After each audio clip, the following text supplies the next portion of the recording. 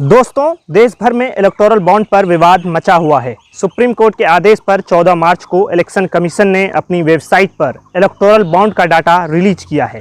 Electoral bond की जानकारी upload होने के बाद से लगातार चौंकाने वाले खुलासे हो रहे हैं। अब एक और चौंकाने वाला खुलासा निकलकर सामने आ रहा है। इलेक्टोरल बॉन्ड खरीदने वाली कंपनी में दो ऐसे भी नाम सामने आ रहे हैं जो बीफ एक्सपोर्ट करती है। जी हां दोस्तों, आपने बिल्कुल सही सुना। बीफ एक्सपोर्ट करने वाली कंपनी ने इलेक्टोरल बॉन्ड खरीदकर राजनीतिक पार्टियों को चंदा दिया है। लेकिन कौन सी पार्टी को दिया, इसका लिंक आगे हम आपको समझाएंगे। पहले कंपनी का नाम आपको बता देते हैं।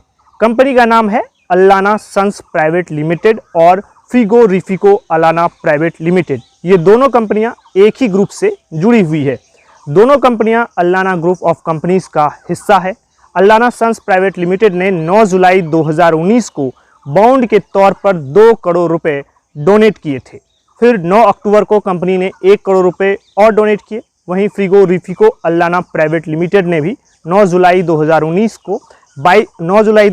और 22 जनवरी 2020 को 2 करोड़ रुपए डोनेट किए। ग्रुप की एक और कंपनी अल्लाना कोल्ड स्टोरेज ने भी 9 जुलाई 2019 को 1 करोड़ रुपए दिए थे। यानी इस ग्रुप की कंपनी ने कुल 5 करोड़ रुपए इलेक्टोरल बॉन्ड के जरिए चंदा दिया। इकोनॉमिक्स टाइम्स के अनुसार beef export company Allana sons group पर जनवरी 2019 में लगातार 2 दिनों तक इनकम टैक्स का रेड पड़ा था। इस छापे के करीब 6 महीने बाद 9 जुलाई 2019 में इसी ग्रुप की कंपनी ने 2 करोड़ का इलेक्टोरल बॉन्ड खरीदा और फिर उसी साल 9 अक्टूबर को 1 करोड़ का बॉन्ड खरीदकर किसी राजनीतिक पार्टी को चंदा दे दिया।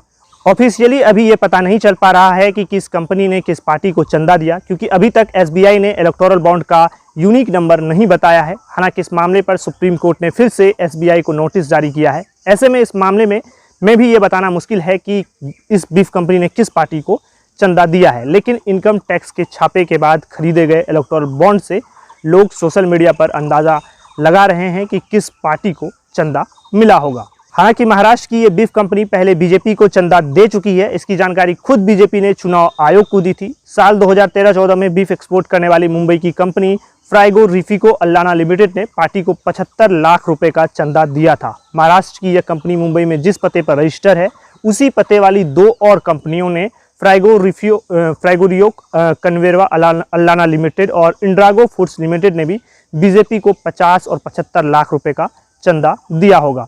आप जानते ही होंगे कि बीजेपी के नेता हमेशा बीफ का विरोध करते हैं। ऐसे में बीफ कंपनी से चंदे की बात सामने आने पर विपक्षी पार्टियों ने बीजेपी को घेरते रहती है। दोस्तों, यहाँ एक और बात आपको बता दें कि भारत में बीफ का मतलब भैंस का मांस है। ये कंपनी भी भैंस के मांस का ही एक्सपोर्ट करती है।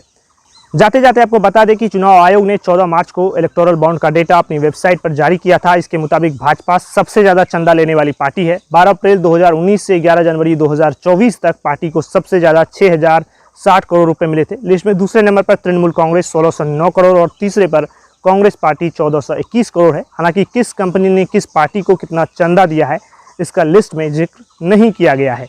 चुनाव आयोग ने वेबसाइट पर 763 पेजों की 2 लिस्ट अपलोड की है। एक लिस्ट में बॉन्ड खरीदने वालों की जानकारी है और दूसरे में इस बॉन्ड को भजाने वाली पार्टियों का जिक्र है। सुप्रीम कोर्ट ने इलेक्टोरल बॉन्ड की अधूरी जानकारी देने पर नाराजगी जताई है। कोर्ट ने एसबीआई से कहा है कि बॉन्ड की पूरी जानकारी देना आपका ड्यूटी है। आपने यूनिक अल्फा न्यूमेरिक कोड का खुलासा क्यों नहीं किया है? इस कोड से ही पता चलेगा कि किस कंपनी ने किस राजनीतिक दलों को कितना चंदा दिया है। कोर्ट ने एसबीआई से 18 मार्च तक इस पर जवाब मांगा है। बॉन्ड का डाटा जारी होने पर सबसे ज़्यादा विवाद इस पर है कि 30 कंपनियां ऐसी है जिन्होंने छापेमारी के ठीक बाद राजनीतिक दलों को मोटा चुनावी चंदा दिया है, जिसमें कई कंपनियों ने अपने नेट प्रॉफिट की तुलना में कई गुना ज़्यादा चुनावी चंदा दिया है। तो दोस्तों, आप क्या सोचते हैं इस पूरी खबर पर? अपनी राय कमेंट बॉक्स में ज़रूर बताइए। वीडियो को लाइक कीजिए, शेयर कीजिए और हमारे चैनल को सब्सक्राइब कीजिए। आपका बहुत बहुत धन्यवाद।